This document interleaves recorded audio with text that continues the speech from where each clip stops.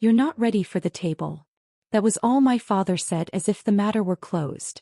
His voice was flat, final, like the snap of a book being shut.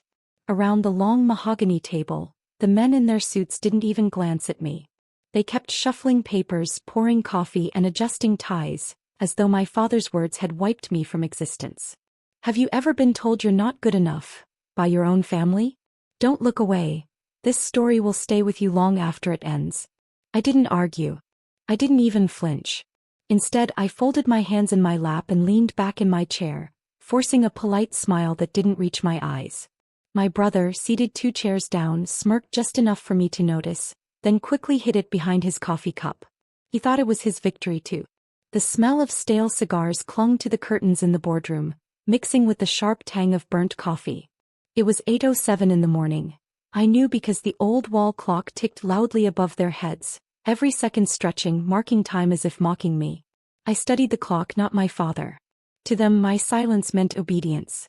In reality, my silence meant strategy. "Gentlemen," my father continued, ignoring me, "let's get to the quarterly updates."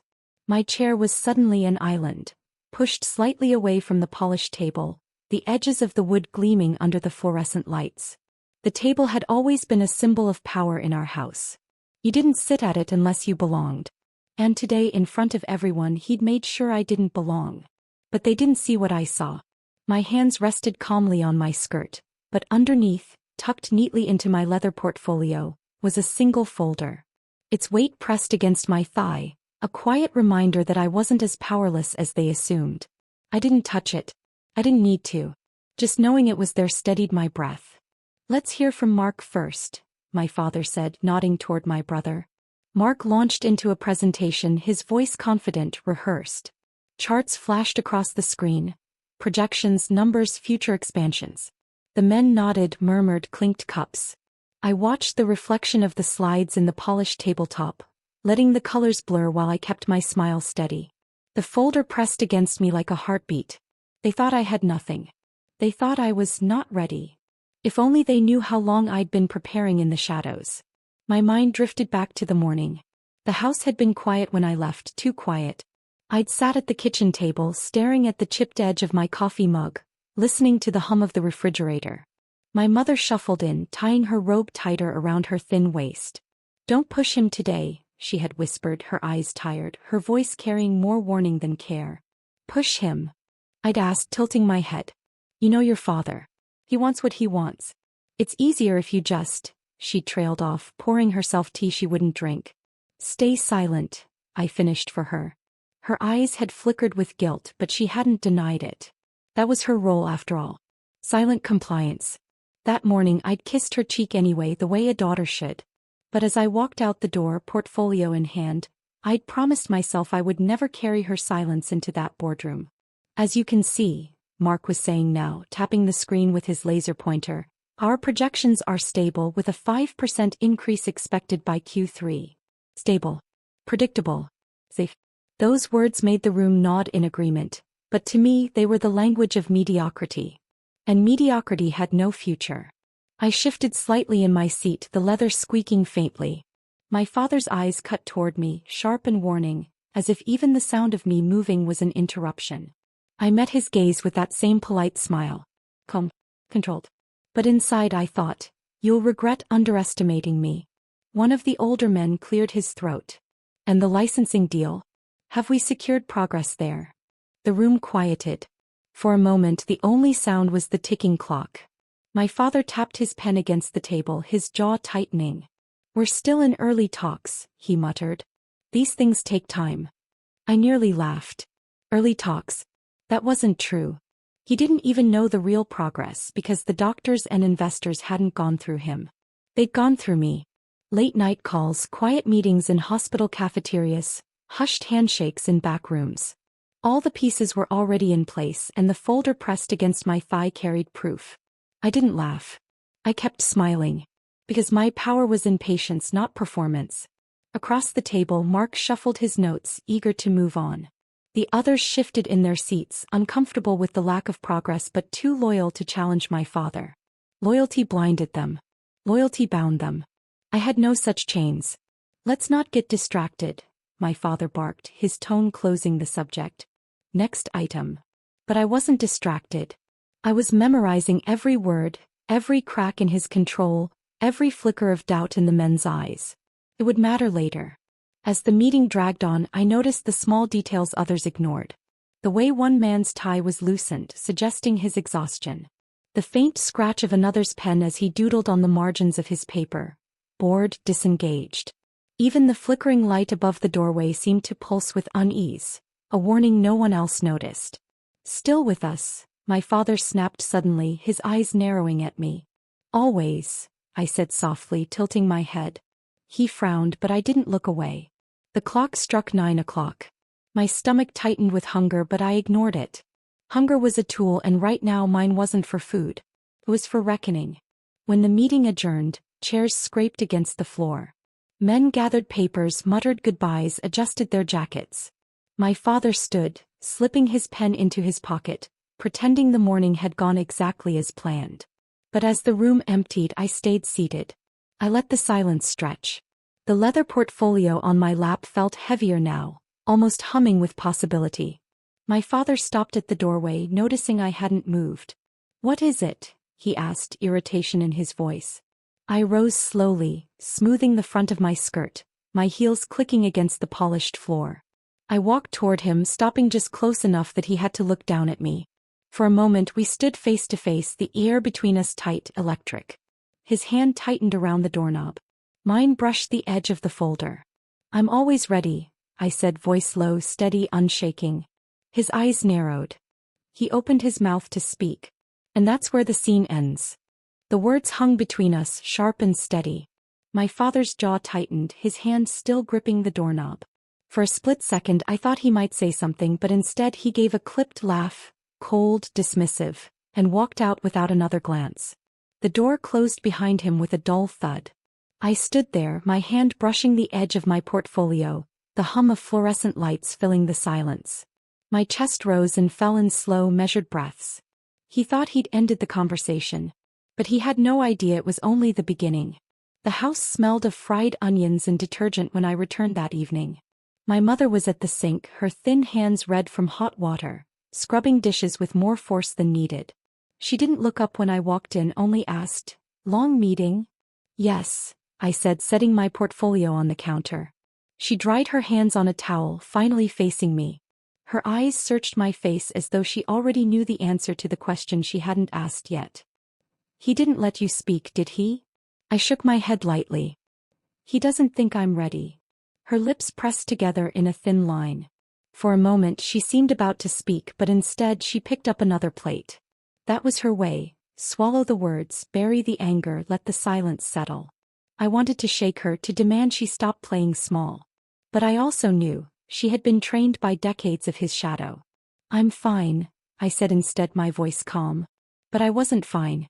I was calculating. That night, while the house went quiet, I opened my laptop at the kitchen table. The screen's glow lit the dark room, the hum of the refrigerator my only company. I pulled out the folder from my portfolio, spreading papers across the table. Contracts. Notes. Emails printed and highlighted. One by one I dialed numbers. "Dr. Ramirez?" I whispered into the phone, my voice low though no one was listening. "I've reviewed the proposal again. Yes, I believe we can offer better terms than what my father suggested." We spoke quietly like conspirators. Every word mattered. Another call, another agreement. The hours ticked by. Midnight passed. My eyes burned, but I didn't stop. Each conversation pulled me further away from their control, closer to something that belonged to me alone. By the time I closed the laptop at 2:47 a.m., my fingers were trembling, not from exhaustion, but from the thrill of knowing I had already stepped beyond the limits they set for me. The days became a careful balancing act. In the mornings I sat politely at their table, sipping coffee, pretending disinterest while they discussed numbers. I nodded when spoken to, smiled when dismissed, and played the part of the obedient daughter. But in the evenings, in the shadows, I became someone else. At the hospital cafeteria, I sat with doctors over lukewarm soup and vending machine coffee. Their voices carried urgency. Patients on waiting lists, equipment shortages, new treatments they couldn't afford. I listened. Really listened. Where my father heard only profit margins, I heard desperation and possibility. One doctor leaned in, lowering his voice. If you can secure this licensing deal, it won't just be money. It'll mean lives saved. His words struck me harder than he realized. For the first time, my fight wasn't only about proving myself to my father. It was about building something that mattered. But secrets had weight. And mine grew heavier by the day. One afternoon as I was leaving the hospital, I spotted Mark across the parking lot. He was leaning against his car, laughing into his phone, the sun bouncing off the hood of his expensive sedan. He hadn't seen me. She still thinks she can play with the big boys, he said, his voice loud enough to carry. It's pathetic. That's right. She'll never. I ducked behind a pillar, my heart hammering. Heat rose up my neck, not from shame but from fury. My fists clenched at my sides as I listened to him mock me. He ended the call with a chuckle, tossing his phone onto the passenger seat before driving off. I stayed frozen until the car disappeared. Then slowly I breathed out, the anger cooling into something sharper. Resolve. If Mark thought I was pathetic, then soon he'd choke on his laughter. Back at home, my mother noticed the dark circles under my eyes. You're wearing yourself thin, she said softly one night, her voice breaking. This obsession will ruin you. I reached across the table, taking her hand. Her skin was cool, her fingers trembling slightly. I'm not obsessed, Mom. I'm prepared. She looked at me like she wanted to believe me but was afraid to. Her silence weighed heavier than her words ever could. The weeks bled together. Quiet phone calls. Late-night research. Hidden meetings. Every piece fit into place. But still I said nothing at the table. Not yet. One morning my father was reviewing papers in the boardroom, muttering under his breath about investors growing impatient. His tie was loosened, his forehead creased. For the first time I saw it, the cracks in his certainty. He didn't know it, but I did. Everything all right? I asked lightly, pausing at the doorway. Fine, he snapped. His eyes flicked up at me, then away. Don't you have something else to do? I smiled faintly. Always. I walked away, my heart pounding with the secret he couldn't see. One night as I sat at my laptop, the phone buzzed with a new message. I clicked it open. It was short, simple, but powerful enough to stop me cold. All signatures confirmed. Deal ready to present. My fingers tightened on the edge of the table. For a moment I just stared at the screen, the words burning into me. The folder, the calls, the sleepless nights, all of it had led here. I leaned back in my chair, the hum of the refrigerator steady, the clock ticking past midnight. My reflection in the darkened window looked back at me. Tired, yes, but also unshaken. They thought I was invisible. They thought I was weak. They thought I was not ready. And now I was holding the very thing that could unravel their empire. The next morning, Mark swaggered into the dining room, bragging about an upcoming conference. My father nodded along, barely listening, while my mother stirred her tea in silence. I sipped my coffee, letting the steam warm my face, and said nothing. But in my lap, under the table, my hand rested on the folder. This time I wasn't just steadying myself with it. This time I was holding it like a weapon. The folder sat heavy across my lap at the breakfast table, unseen by the others. Mark was still boasting about his upcoming presentation, his voice loud and careless, as though the walls themselves needed convincing of his greatness. My father gave distracted nods, his eyes skimming the morning paper, and my mother stirred her tea in slow circles, the spoon clinking softly against porcelain. I stayed silent, my palm pressed flat against the folder. Not to hide it, but to feel its weight, to remind myself of what I had built. That evening, the house was buzzing with preparation. It always did before a conference. Suits laid out. Shoes polished. My father barked reminders into the phone while pacing the hallway. My brother rehearsed his speech loudly enough for the whole house to hear, striding back and forth in front of the mirror like a performer waiting for applause. Me. I was invisible just as they wanted. Or so they thought. I carried my folder upstairs, shutting the door quietly behind me. My room smelled faintly of lavender sachets tucked in drawers years ago, a smell that used to comfort me but now only reminded me how much of my life had been kept small, contained, hidden. I spread the papers across my desk. Each page was neat, every signature sharp and final. My heart beat faster just looking at them. These weren't ideas anymore. These were facts. The phone buzzed on my desk, startling me. I snatched it up, my breath caught in my throat. A text. Everything is confirmed. Tomorrow is yours. I exhaled slowly, my eyes closing. Tomorrow is yours. 3 words, simple, but they lit something inside me that no dismissal could extinguish. Yet even with that reassurance, unease clung to me like a second skin. I kept hearing my mother's voice from nights past. This obsession will ruin you. Was it obsession? Or survival? I didn't know anymore. All I knew was tomorrow I couldn't fail. A soft knock at my door pulled me back. My mother stood in the hallway, her face half in shadow. "May I come in?" I nodded, gathering the papers into a pile. She sat on the edge of my bed, her hands folded tightly in her lap. "I worry about you," she whispered. "The way you look lately, tired, restless." "I'm fine," I said. The lie rolled off my tongue with practiced ease. "He studied me. You know how your father is.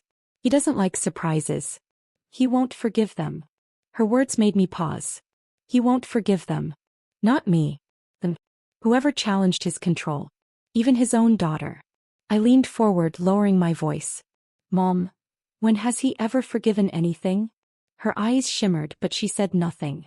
That silence, her shield, was the clearest answer of all. Later that night I slipped out of the house. The cool air hit my face as I stepped onto the porch, the wooden boards creaking under my shoes. The street was quiet, the only sound the faint hum of a streetlight flickering above. I walked down to the diner on the corner. It smelled of grease and burnt coffee, the same as it always had, but it was where I needed to be. In the back booth, 2 of the doctors I'd been working with waited. Their eyes were tired but alive with urgency. We spoke in low voices, leaning close, the laminated table sticky under our elbows. "It has to go smoothly tomorrow," one of them said, his hand trembling slightly as he tapped the contract. "It will," I answered. My voice surprised me, steady, calm, even when my stomach felt like it was folding in on itself. They left first, sliding out into the night, and I stayed behind, nursing a cold cup of coffee I hadn't touched. Across the diner, a young couple laughed over fries, their joy sharp against my tension. I wondered if they had any idea what it felt like to carry the weight of an entire room's judgment before even stepping on stage. When I returned home, the house was dark. My father's office door was closed, the glow of a desk lamp visible under the crack. Mark's laughter drifted from his room upstairs, followed by the muffled sound of his music. I slipped into my own room and sat by the window. The clock read 12:32 a.m. My body was exhausted but my mind raced. I thought of every time I'd been dismissed. Every smirk, every laugh, every backhanded comment about waiting my turn. My turn. As though my voice needed permission to exist. The folder sat on my desk, its edges catching the faint glow from the street lamp outside.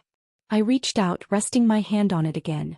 My pulse slowed, my breathing steadied. Tomorrow wasn't just a presentation. It was a reckoning. Sleep came in fragments. Dreams fractured with whispers of my father's voice, my brother's laughter, my mother's silence. I woke before dawn, the sheets twisted around me, my body aching as if I'd fought battles all night. Downstairs I made coffee in the quiet kitchen. The smell filled the air, earthy and bitter. I cradled the mug in my hands, the warmth grounding me. The house was still. Too still. Until my father's voice cut through from the hallway, low and sharp, arguing into the phone. I couldn't hear the words, but I could hear the frustration. He was losing control and he knew it. I set the mug down carefully. My hand trembled once, then steadied. By late morning, the house was alive with motion again. My father's suit pressed, my brother rehearsing one last time, my mother fussing over ties and jackets. No one looked at me. No one asked if I was ready. And that was fine. I didn't need their approval anymore. I slipped the folder into my bag, zipping it closed with deliberate slowness. My brother glanced at me briefly, a flicker of curiosity crossing his face, but he said nothing. Maybe he thought it was nothing. Maybe he'd learn soon enough. The car ride to the hotel was suffocating. My father barked directions at the driver, Mark scrolled through his phone, and my mother sat pressed against the door, her eyes fixed on nothing. I stared out the window, watching the city blur past. Every billboard, every stranger crossing the street, every detail etched itself into my memory. Tomorrow, or rather today, the city would see me differently. At the hotel, the lobby buzzed with voices, heels clicking against marble, the scent of perfume and polished wood filling the air. The conference hall loomed ahead, banners draped across its entrance, bold letters announcing the event. Mark strutted ahead, his confidence radiating. My father followed, adjusting his tie, scanning the room as though it already belonged to him. I lagged behind, my bag heavy against my shoulder. My mother walked beside me, her eyes darting nervously, her hand brushing mine once before pulling away. Inside, the stage was being prepared. Rows of chairs filled quickly, papers shuffled, microphones tested. The hum of anticipation crackled like static in the air. I found my seat near the front, my bag at my feet. My heart pounded against my ribs, but my hands were steady. The folder was still there, waiting. As the lights dimmed and the announcer's voice echoed across the hall, my father leaned toward me, his whisper sharp and dismissive. "Don't embarrass yourself. Just stay seated." I turned my head slowly, meeting his eyes in the semi-darkness. My lips curved in the faintest of smiles. "Of course," I murmured. But my hand slid quietly to the zipper of my bag. The folder was ready, and so was I. The announcer's voice echoed across the conference hall, amplified by speakers mounted high in the ceiling. "Ladies and gentlemen, thank you for joining us today." His words blurred into background noise as my fingers rested on the cool metal pull of the zipper. The weight of the folder sat like a heartbeat at my feet. The lights dimmed further, leaving only the glow of the stage. My father sat stiff beside me, his shoulders squared, his tie perfectly straight. Mark leaned forward, his foot tapping with restless energy. I sat perfectly still, calm as if I were carved into the moment. "And now let us welcome the next speaker."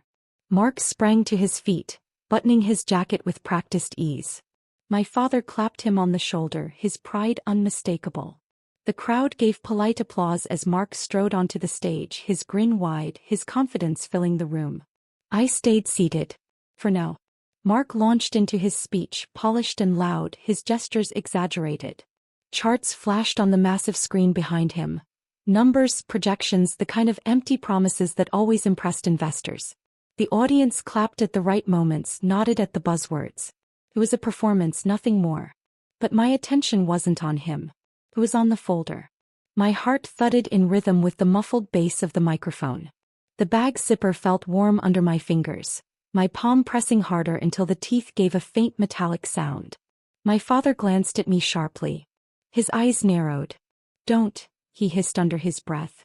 I tilted my head, meeting his glare with a small, serene smile. I didn't move, not yet. The applause swelled as Mark wrapped up his presentation. He stepped back, bowing his head slightly as though the stage had crowned him king. My father leaned forward, prepared to stand and claim the moment as his own. That was when the announcer's voice came again. "Our next speaker will be someone you don't expect." The room murmured with confusion. My father's head whipped toward the announcer, his mouth parting in disbelief. Mark froze mid-step, his confidence faltering for the first time. And then my name was spoken. Clear, steady, carried through the speakers for the entire hall to hear. I rose. Fully. Deliberately. My bag in hand.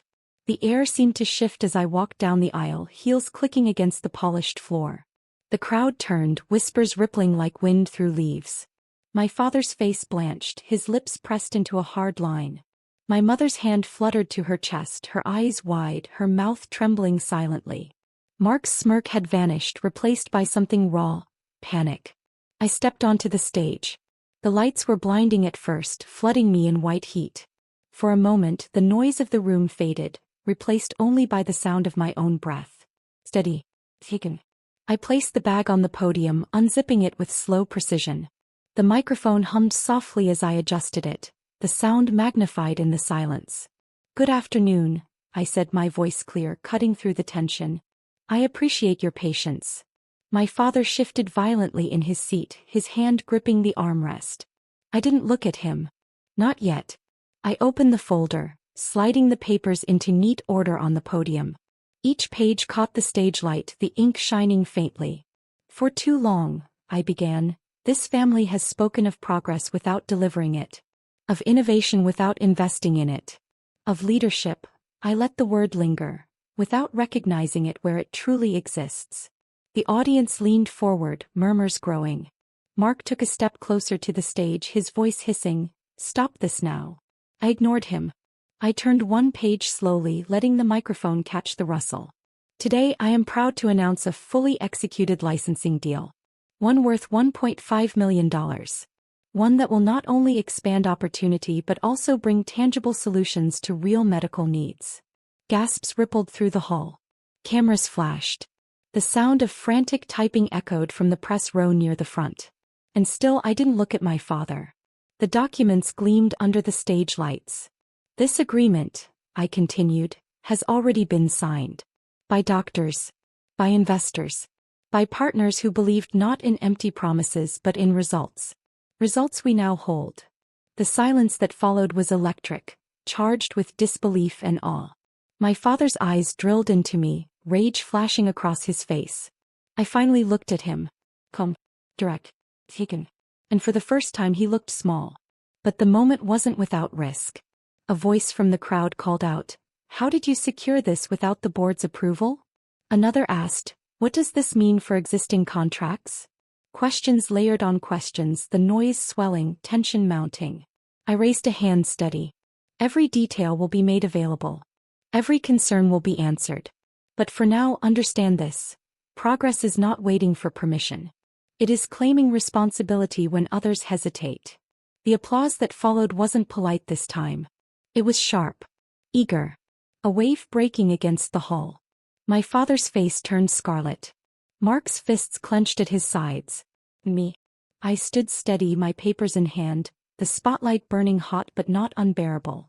Then came the subtle shift. The announcer, still by the side stage, leaned toward me. His voice low, urgent. "They're not happy. You've rattled more than your family. Be careful." I glanced at him briefly, then back at the crowd. "Let them be rattled," I said softly but into the microphone, loud enough for everyone to hear. The hall erupted. But beneath the applause I could hear it. The crackle of fury in my father's shallow breaths, the quiet curse Mark muttered under his breath, the anxious way my mother twisted the edge of her scarf. This wasn't just a presentation. This was war. I turned the final page, holding it up high. "This is not the end," I said, voice ringing. "This is only the beginning." The cameras flashed again, capturing every angle, every line of my face under the hot lights. And in that moment I knew the world had shifted. But the cost, that would come later.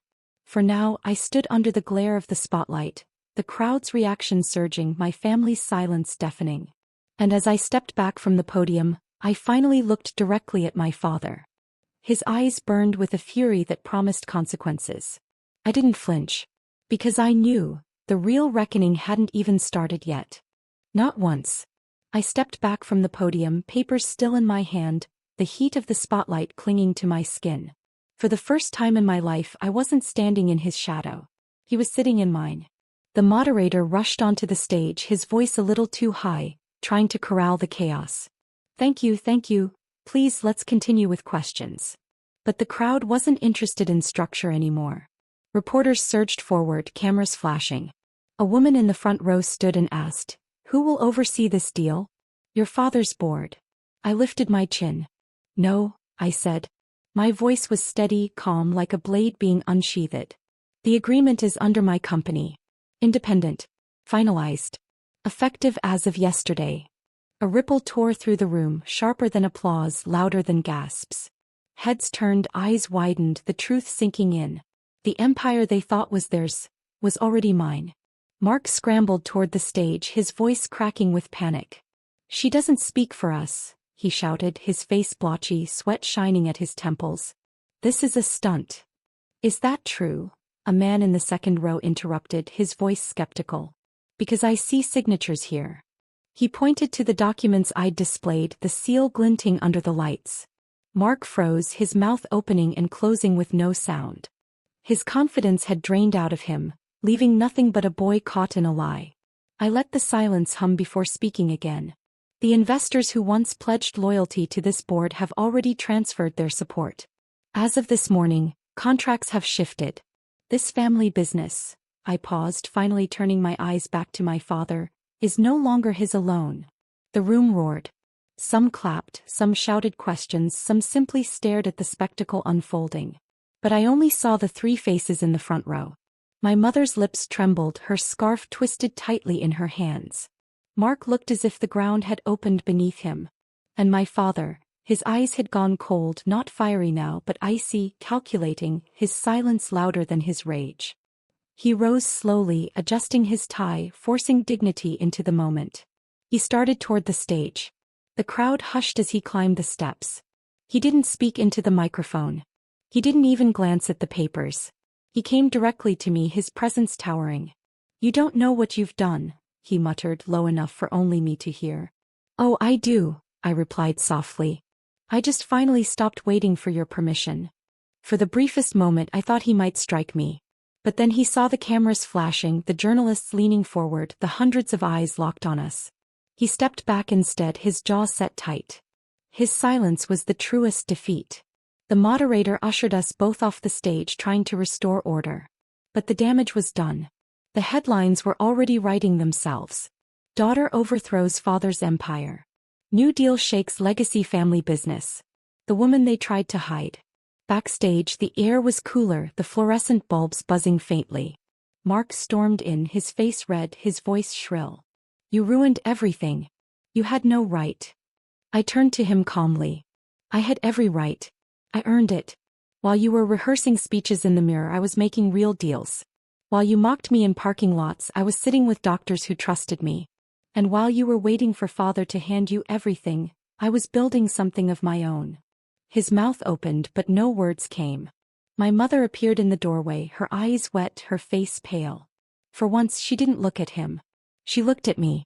"You've changed everything," she whispered. "Yes," I said. "I had to." Later that evening, the hotel bar buzzed with chatter.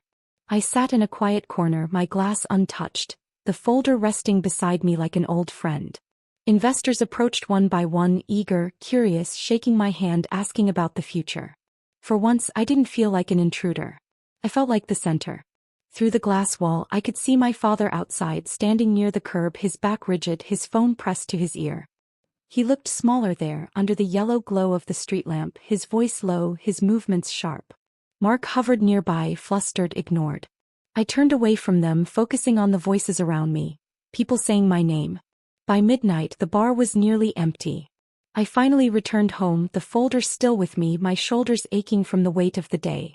In the kitchen, the light above the stove glowed softly. My mother sat at the table, her hands folded, a mug of tea untouched in front of her. I set the folder down and slid into the chair across from her. "You knew this would happen," she said quietly.